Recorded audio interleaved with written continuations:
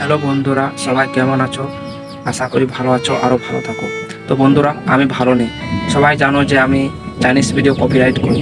তো বন্ধুরা, আমি 2 মাসের মধ্যে চ্যানেলটা গ্রো করেছি। তো সবার একটু চোখে লাগবে, এটা তো কমন ব্যাপার, সবাই জানে। তো সেই করে আমার ভিডিওতে স্ট্রাইক এসেছে 3টে।